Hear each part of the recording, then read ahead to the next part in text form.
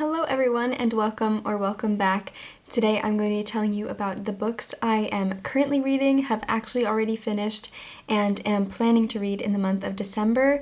This is one of my favorite reading months because I just love the holiday season. I love finding books that fit the cozy atmosphere of December and Christmas, and I'm just really excited about all of these books, so I'm very happy that I am able to share them with you. I of course would love to know what you guys are planning on reading or are currently reading in December, because I'm always looking for more wintry and Christmassy book recommendations, so definitely leave those in the comments below because I'm so curious. But anyway, I have a really great stack of books here, and the first one I actually already finished. I was planning on reading it in December, but I read it right at the end of November because I was a little too excited and a little too impatient, and I wanted to just read it right away.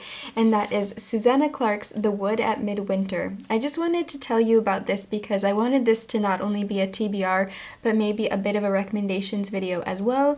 So The Wood at Midwinter is a really short novella by the author Susanna Clarke. She also wrote Christmasy, which I haven't read yet, but I have it on our shelves and I really want to read it maybe in the new year, probably in the new year.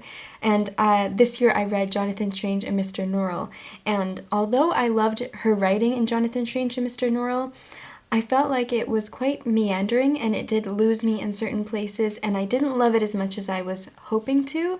And so when I saw that she wrote this novella, which it's actually set in the universe of Jonathan Strange, I was really curious to see how she handled a short narrative as well as how I would feel about her writing, because I really did love so many aspects of Jonathan Strange and Mr. Norrell. I'm very happy to say that I really enjoyed this book. It's first of all so beautiful, but it's also illustrated by the illustrator Victoria Sawden. There's a quote from the book which I really love. It says, "A church is a sort of wood. A wood is a sort of church. They're the same thing, really." 19-year-old Merodis Scott is an unusual girl. She can talk to animals and trees, and she is only ever happy when she is walking in the woods, and I relate to that very much. One snowy afternoon, out with her dogs and Apple the pig, Merodis encounters a blackbird and a fox. As darkness falls, a strange figure appears in their midst, and the path of her life is changed forever. It was winter, just a few days before Christmas. A few flakes of snow fell on the quiet fields. And then it continues on. So I really feel like this is the perfect time of year to read this book if you do want to pick it up. And I think what I really look for in a lot of books for December and for winter is an enchanting story. I think enchanting is the word that I'm always looking for, or that I'm always hoping to feel when reading these wintry stories. I love feeling enchanted. I love feeling swept away, kind of in the magic, folklore, and whimsy of the winter season. I just feel like there's a magic in the winter time, especially around Christmas, because you have the whole Christmas holiday spirit. But yes, I'm always looking for an enchanting story, and this is definitely one of them. It really reads like an old folk tale, and that's another thing that I'm always looking for in this time of year. I love old folk tales, also from a modern writer as well. They don't have to actually be traditional old folk tales, but I love that style of storytelling. So really enjoyed this and highly recommend it. The next one is another recommendation of one of my favorite classic novels that I am currently rereading for the first time, and I am almost done. I only have one chapter left, and I'm quite heartbroken by the fact that I'm finishing it already, and that is Little Women by Louisa May Alcott. I am currently reading this on my Kindle. I will say you can read this any time of year, but I do feel like winter is the perfect time of year because the story opens up right before Christmas. I believe it's Christmas Eve, and it just really fits the season of winter as well as just the Christmas season. This is a very moralistic story. There are a lot of life lessons in it, and there's a lot of tradition in it. Although there are certain modern themes in this story, like the main character of Jo March kind of going against the grain of what is expected of women, it is a very traditional story, and I think that's what I really love about it. I love the mix between we have this traditional lifestyle. This is set in the 1800s in America, in New England, and we follow this family called the March family, mainly 4 sisters, and it's their dynamics with one another, growing up, figuring out what you want from the world and what you want from your life. And there are so many wonderful, beautiful conversations in this story. It's such a sentimental story. I read this for the first time in 2018 maybe, or 2019, and this is my first time rereading it, and it's just been an absolute joy. We are reading it for the Game of Tomes book club, so very excited to be reading this with everybody, and of course a link is in the description if you want to join us.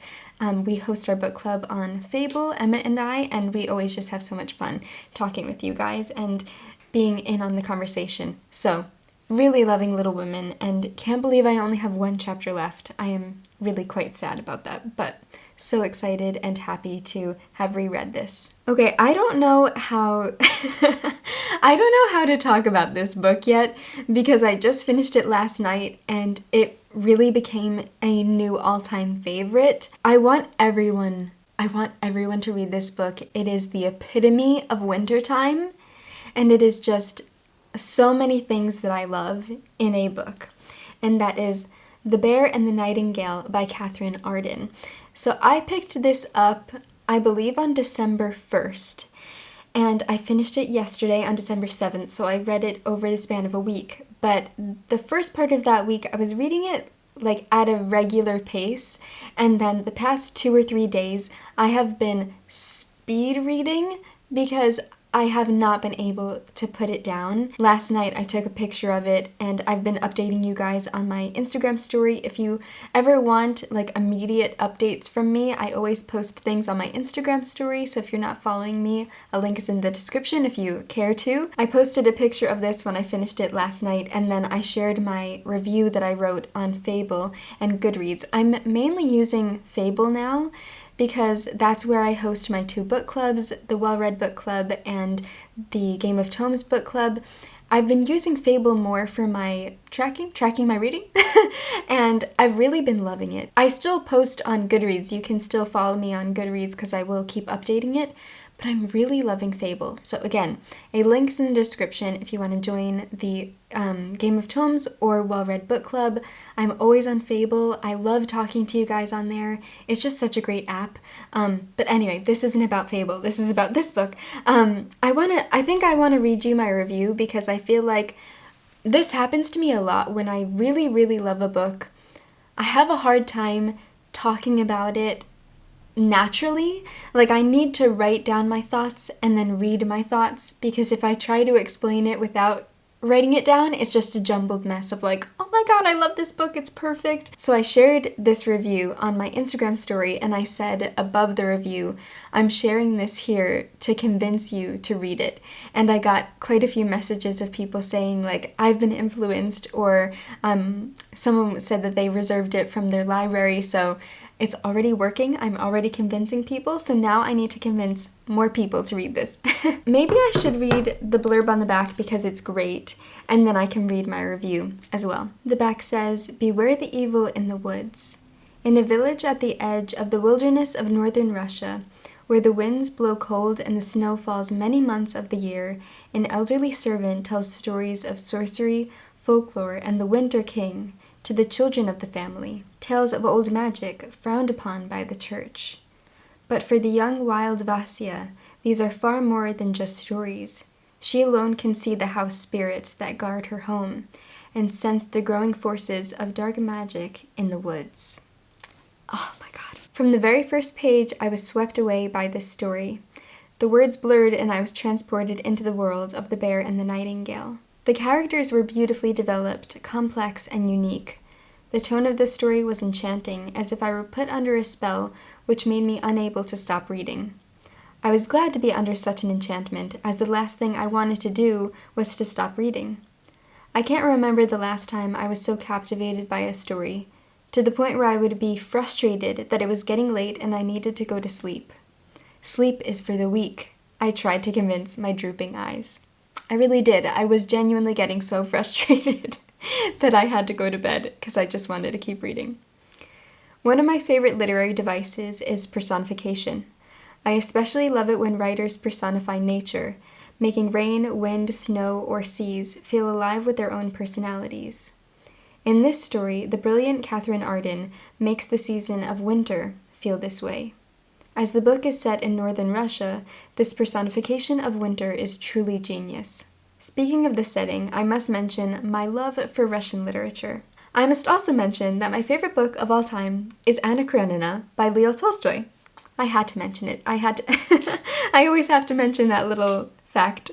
I am fascinated by Russian culture, history, and folklore, which are all captured perfectly in The Bear and the Nightingale.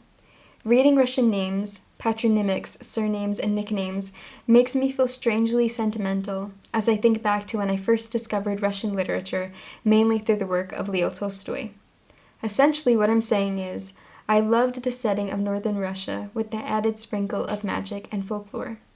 Thank goodness this book is the first in a series of 3, because I need more immediately. And that is so true. The second that I stopped reading this, I was just like, I need to keep going. I need the next one. I need to keep reading. The story is just so brilliant and beautiful, and the writing is stunning, and it is a new all-time favorite book, and I can't wait to read the next one. So the next one is The Girl in the Tower, and the third one is something about a witch. But I just adored this, and I already want to reread it. So please read it if you haven't. It is perfect for this time of year. And God, I just loved it. I just absolutely loved it. The next book I am nearly done with. I am reading for my book club that I host on Fable called the Well-Read Book Club. We are reading in December The Nutcracker by E.T.A. Hoffman. I only have 2 chapters left. I've been spreading out my reading. I've been reading 2 chapters every day, and this is obviously the classic story of the Nutcracker and the Mouse King and Clara, although the main character in this story is named Marie. So I'm not sure, I meant to Google that yesterday and I forgot, but I know that there is also an adaptation from Alexandre Dumas that I haven't read, and I do really want to read that one as well. I'm interested by the fact that this story has been adapted so much and into so many different things, into music and ballet and different retellings, and I'm really interested in reading more of the different interpretations of the Nutcracker story. And again, like I said about The Bear and the Nightingale, I love when things are personified. And of course we have the Nutcracker and the mice and the other dolls in this story come to life. And I love that. I love that so much. Again, this is another really enchanting, whimsical story that I do feel like is perfect for this time of year. So I'm really enjoying it. I'm very excited to finish it, and I've been loving chatting with you guys on Fable about this one.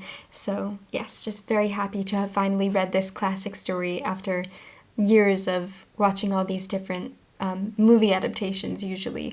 My favorite will always be the Barbie Nutcracker. That one is just... The next book is a collection of short stories by O. Henry, and that is this beautiful cloth bound of The Gift of the Magi. So the title short story is the one that I have read, but I have yet to read the other short stories in this collection. So like I said, I did read The Gift of the Magi, but in December I want to continue reading the other stories, and a lot of you have been recommending that I read the story called The Last Leaf. So I'm really excited to read that one. That one is in here as well. This is my first time reading O. Henry. The Gift of the Magi was my first O. Henry, and I really, really loved it. It's about this lovely couple giving each other gifts when they don't have a lot of money to spend on their gifts, but they love their spouse so much that they want to get them the perfect present, and what they sacrifice for their love for one another. It's just such a beautiful story, and I really loved it. I made Leon read it as well, and he really enjoyed it, and I'm excited to read more. So I will show you, if you're curious, the other stories in here. This next book is so beautiful, and like I say about all the books I talk about, I'm very happy and excited and eager to pick it up, and that is A Book for Christmas by Selma Lagerlof. The back says, What shall I do on Christmas night if no one has given me a book? That is the question of the ages. In this enchanting selection of winter stories, the beloved writer Selma Lagerlöf, winner of the Nobel Prize in 1909, weaves together magic and miracles, Swedish folklore and timeless fables, darkness and light. And again, it's just perfect. It's just everything I want. The magic and miracles, Swedish folklore, and timeless fables, darkness and light, like all of those are check marks for me.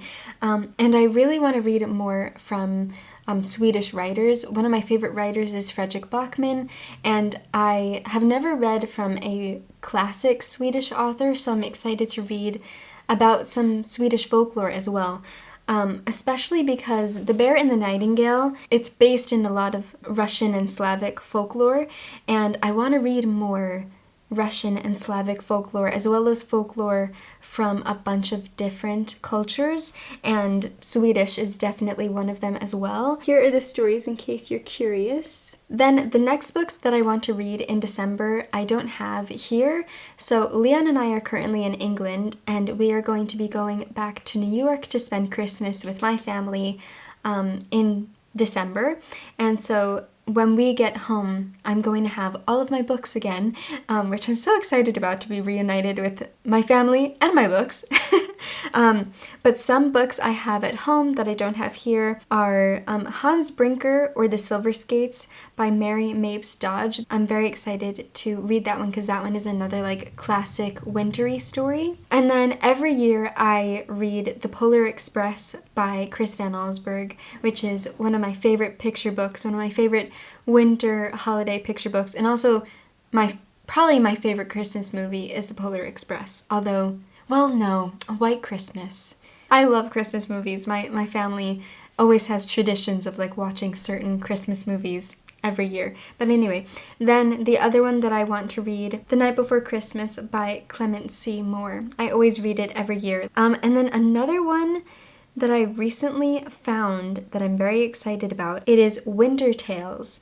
And the top of this beautiful edition says, Folk Stories from Around the World. It is written by Dawn Casey and illustrated by Zana Goldhawk. And it looks to be for ages 6 and up. It is 96 pages long. I believe it's from Templar Publishing.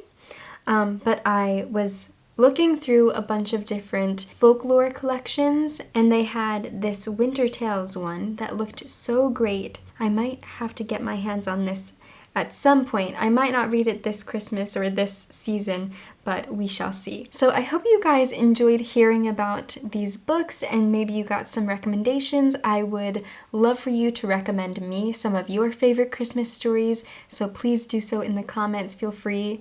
And thank you guys so much for watching, and I will see you very soon in another video. As always, happy reading.